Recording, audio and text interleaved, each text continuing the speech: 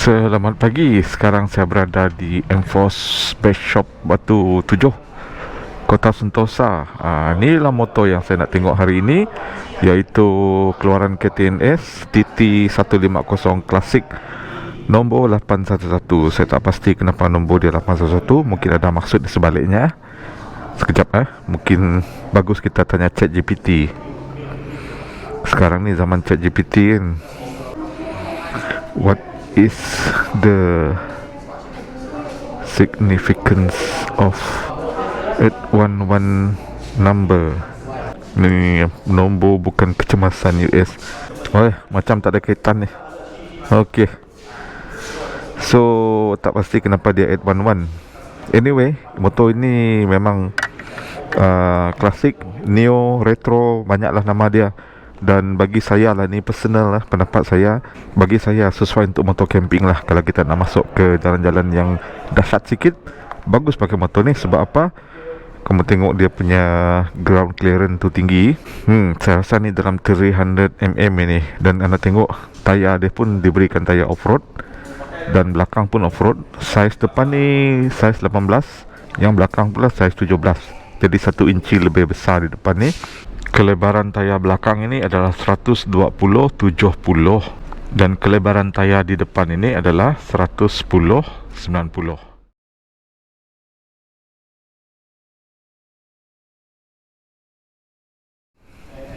Sebab semuanya tinggi. Kamu tengok, even mudguard depan ni pun tinggi juga.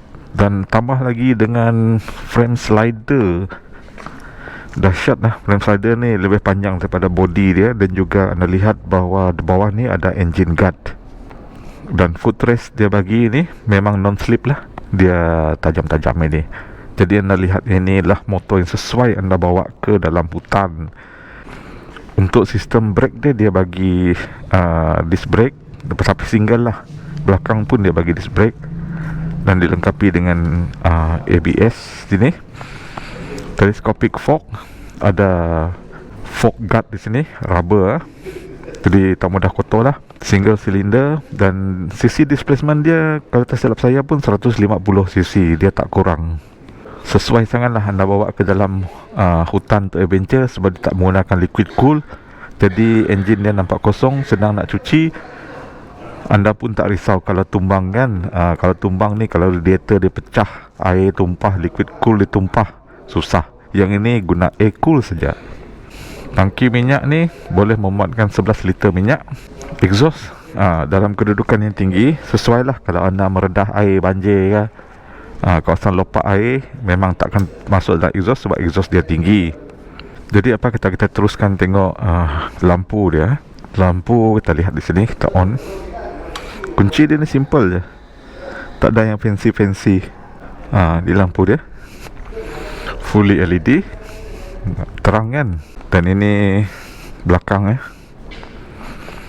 So lampu belakang ni even cantik ada huruf X lagi di sini. Dan tempat plate number ni ada lampu. Dekat belakang ni pun tinggi jarak ni. Kita lihat meter dia. Meter ni cantik sebab dia berwarna. Dah plastik. Tengok meter dia berwarna, cantik. Ada meter minyak, speedometer, ni RPM dia lah. Odometer dia dekat sini, ada jam. Jadi cantik bulat, klasik. Letak balik. Okey, dan dia punya cermin ni klasik juga, bulat. Saya tolong ketatkan. Longgar lagi.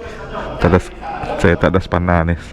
Ni adalah side mirror dia, bulat side mirror dia. Memang klasik.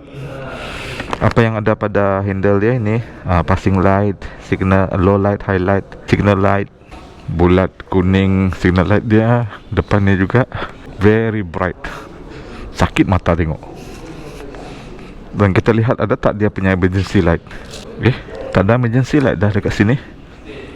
Memang tak ada emergency light. Sini ada tank pad, bagus. Jadi kalau rasa panas-panas ni, tank pad ini melindungi bahagian paha kita lah. Seat dia memang klasik, retro klasik. Tengok, berbelang-belang ini. Bukan belang warna, maksud dia garis-garis macam ni. Jadi ini dia kita tak slip lah.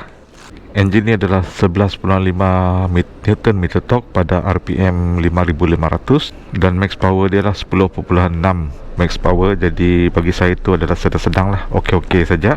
Single cylinder fuel injection, jadi minyak dia ada jimat sikit, dia full injection. Cuma memenangkan kalau nak bawa pergi off-road ni, sebab dia menggunakan sistem brake ABS. Jadi ada bahaya sikit bahaya sikit. So kalau nak bawa ni pergi off-road, pastikan anda off dulu ABS dia lah. Walaupun tak ada butang ABS on and off, anda kena usahakan dia, sama ada melalui wiring dia ataupun melalui fuse. Boleh tak bawa penumpang? Boleh. Anda tengok ini ada footrest di sini dan seat dia agak panjang, 2 orang pun tak ada masalah. Dan anda boleh letak kaki di sini. Nak ikat beg pun boleh. So dia ada besi di sini, boleh ikat beg kat sini. Cuma mungkin lampu ni saya takut sikit lah, kalau kena beg dia takut kena tolak di sini. Jadi hati-hati ya. Saya pun tak faham kenapa dia letak lampu dekat sini. Okey, kita cuba duduk. Tinggi ke tidak? Tinggi. Tengok kaki saya terangkat.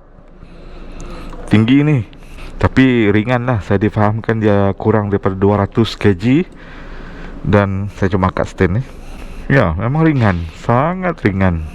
Oh, memang tinggi ya. Tinggi betul. Manakan tidak, 840 mm seat height dia. Lebar handle dia bagi saya cukup okey. Dan jarak di antara handle dengan tubuh saya mungkin agak jauh sikit lah. Cuma kelebihan jauh ini, anda senang tengok meter. Anda tak perlu tunduk sangat.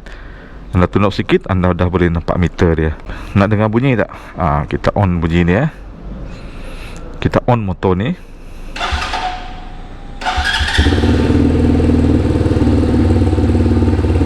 Boleh dengar kan? Untuk satu silinder motor ni memang, oh, dia mati pula. Dia tak nak hidup kalau stand turun. Boleh dengar. Kuat tu, mengingatkan saya kepada Benelli 300 dulu. Memang kuat. Bunyi klasik lah.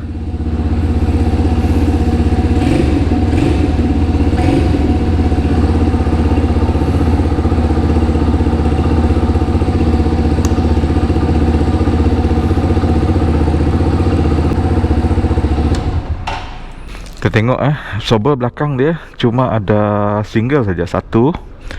Dan preload adjustable. Boleh adjust ke dah. Pusing je sini.